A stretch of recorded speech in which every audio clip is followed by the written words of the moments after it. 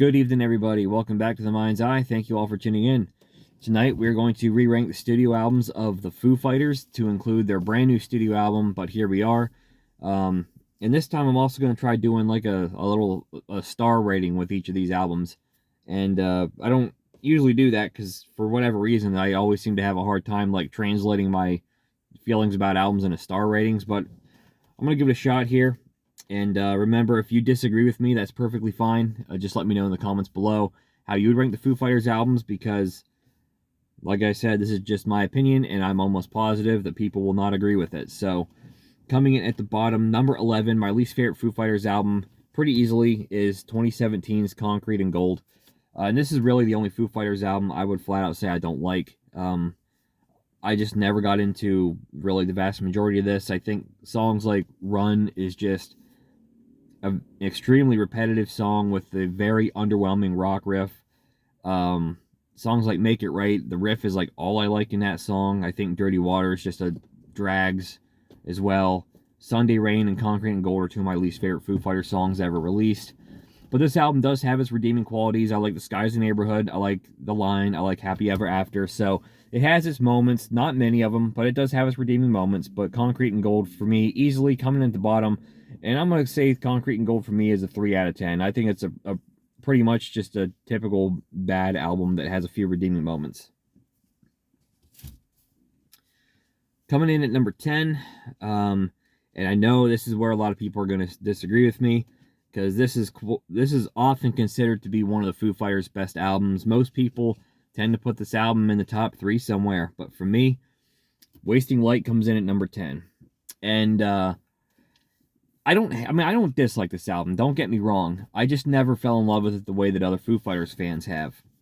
For one, it sounds fantastic. They recorded this in Dave Grohl's garage on analog. It sounds amazing.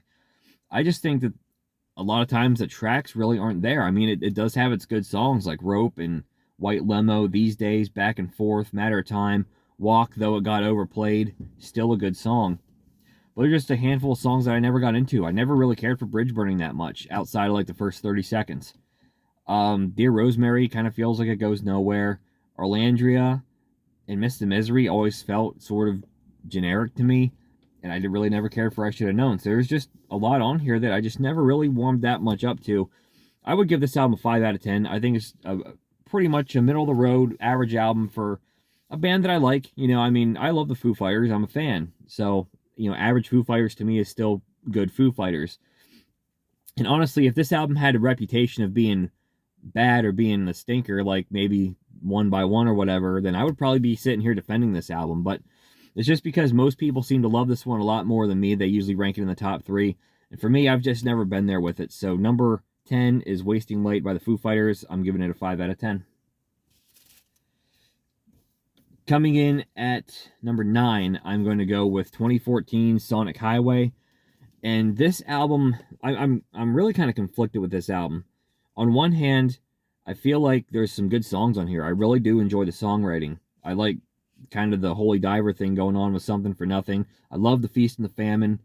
Congregation is just a classic Foo Fighters. I think What Did I Do? God Is My Witness is a really interesting song as well. So there's a lot of good stuff going on here musically. I think where this album falls flat is in the concept of it. David Grohl and the Foo Fighters traveled to 8 different cities and wrote a song in each city to sort of be a musical roadmap of the country. And they talked to musicians from each of these cities, interviewed them, and from those interviews, David Grohl wrote the lyrics. Now, I think that's an interesting idea, but I don't think it was pulled off very well. The lyrics come across not really telling the story. Like, to listen to this album, I have no idea from the lyrics what city each song is supposed to be. I have no idea what story is being told, and there's such abstract lyrics that they're really not relatable on a personal level either. So I think that's where this album falters for me.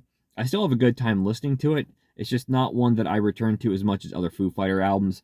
I think the good and the bad sort of balance each other out on this album. I'm going to give it a 5 out of 10, just like Wasting Light. I do enjoy this one, but I'm going to put Sonic Highway at number 9.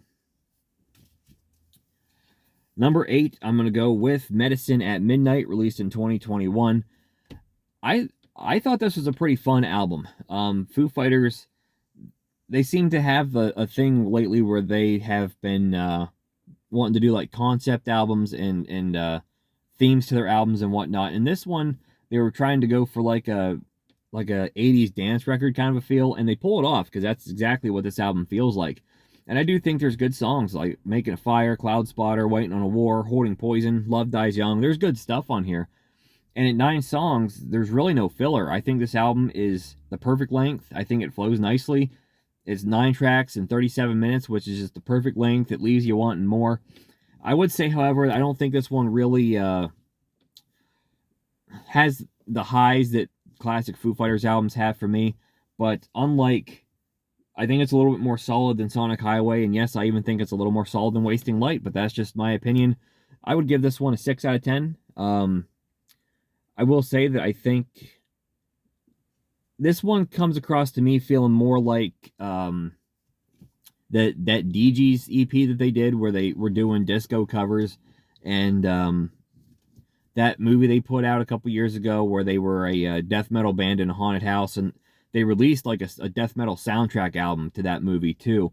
This album feels more like that to me, almost like a tribute album to this kind of 80s dance music more than it does like a legit Foo Fighters album. I think maybe that's one of the things that holds me back from liking it a little bit more, but I still think this is a fun record. Medicine at Midnight's going to come in at number 8, and I'm giving it a 6 out of 10. Number 7, I'm going to go with In Your Honor, released in 2005. Now, if you really look at the highlights of this album should be much higher. Tracks like No Way Back, which is what got me into the Foo Fighters, Best of You, DOA, Resolve, Free Me, In Your Honor. And then on the acoustic side, you got like What If I Do, Miracle is a gorgeous song, On the Mend, Cold Day in the Sun, a lot of great stuff. Unfortunately, it being a double album and 20 tracks, you do get a lot of filler, and I think that's what dragged this album down. This would be a fantastic one-disc album if you combine the two. But you just have a boatload of filler tracks on here, so I think that's what weighs this one down a little bit. And I'm going to have to give this one probably about a 7 out of 10 for In Your Honor. Coming in at number 6 is where I'm going to slide in the brand new album, but here we are. I've had some time to sit and sort of soak this album in. This one does feel more like classic Foo Fighters to me than the previous 4 or so albums did. And I really love it. There's no song on the album I dislike. The singles were all great. The Glass is incredible. Nothing at All is great. I say even the lesser songs to me, which would be like Rest and Hearing Voices, I still think are good songs. The album I don't think has much filler, if any. In this one, to me, I think of it more with those classic Foo Fighter records. Like if they would have gone on a hiatus after Echo, Silence, Patience, and Grace and came back with this record, it would have made sense. Like it almost didn't need the records before it to make sense in the discography. And this one, I think, still has the potential to move up a little bit, maybe move back down below In Your Honor, maybe, as time goes on. But for right now, I feel like 6, right in the middle of the pack, is a fair place to put, but here we are. And I'm also going to give this album a 7 out of 10. Coming in at number 5. And this one, this is another controversial one, I think, because a lot of people would put this at the bottom. But I quite like One by One. I think this is a very underrated album. I think there's a lot of good material. I think it starts off really strong with All My Life, Low, Have It All, Times Like These. I think the back half is pretty good too, with some underrated tracks like Halo, Lonely As You, Overdrive, Burn Away, I've always liked, and Come Back. The only real dip in quality to me is the middle part of this album with Disenchanted Lullaby and Tired of You. But all in all, I still think this is an underrated album. Granted, this was a pretty dark chapter in the band's history. Taylor Hawkins was in a coma for a few days. Thankfully, he came back and was able to continue with the Foo Fighters for many years to come, till his untimely death last year. And they were able to sort of pull through it. But this album almost sunk the band. But they were able to really sneak in a pretty good effort here, in my opinion. I've listened to the original versions of these songs, and they were terrible. Lack of better words, they were not good. And then I think they just sort of caught lightning in a bottle when they went and re-recorded this album for the release, and I think they knocked it out of the park. I think One by One is a very underrated Foo Fighters album. I personally would give it an 8 out of 10. Coming in at number 4, I am going to go with The Color and the Shape. This is an album that most people, again, would probably put like at 1 or 2. I think this album's fantastic. I do, in a way, kind of think that the singles carry it a little bit. Monkey Wrench, My Hero, Everlong being the highlights on this album for me. But really, other than Doll, which I've never been that much into, the rest of the album's really good. I mean, My Poor Brain's cool. Wind Up, I've always loved. See You, Enough Space, February Stars, New Way Home. A lot of good stuff on this album. There's just 3 really fantastic albums that top this one for me. This is still a really strong release, and I would also give this an 8 out of 10. Coming in at number 3, I'm going to go with the Foo Fighters debut album, Foo Fighters. And also known as like the David Grohl solo album, because he recorded just about everything on here. I think there's like 1, maybe 2 random parts on here he didn't do, but this is pretty much all Dave Grohl, and there's just a great number of tracks on here, just like This Is a Call, I'll Stick Around, Big Me, Alone and Easy Target, Good Grief, Weenie Beanie, Oh George, Watershed, Exhausted.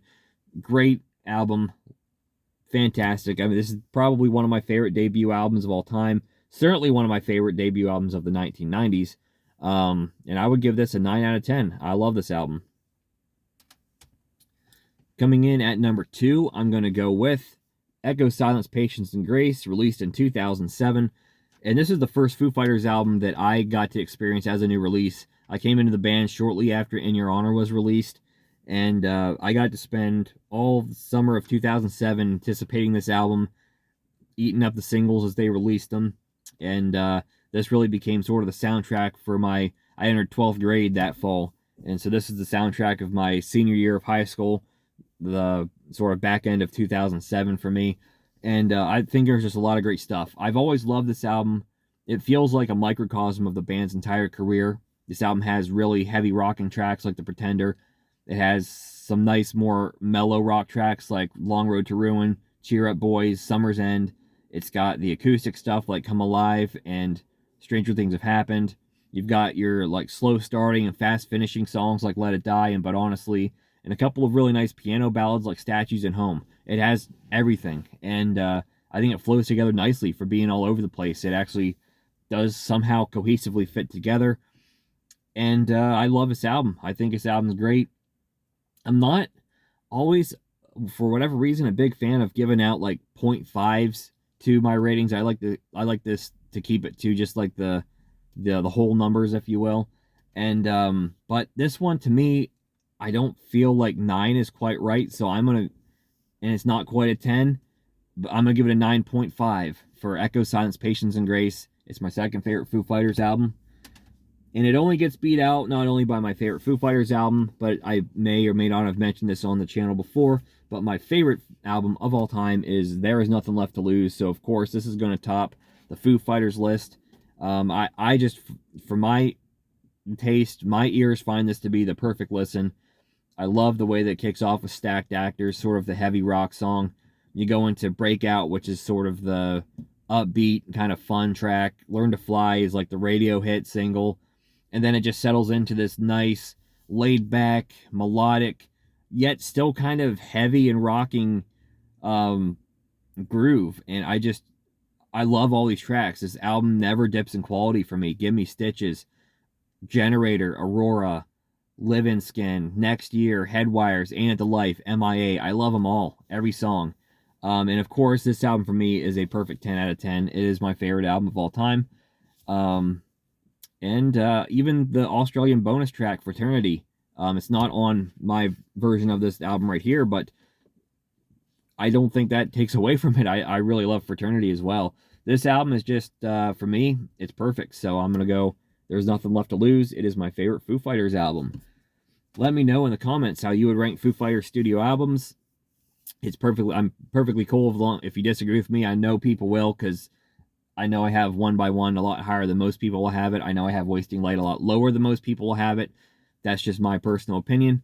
So let me know how you would rank the Foo Fighters albums. If you like this kind of content, please give me a thumbs up and subscribe to my channel for more videos like this in the future, and I will catch you next time.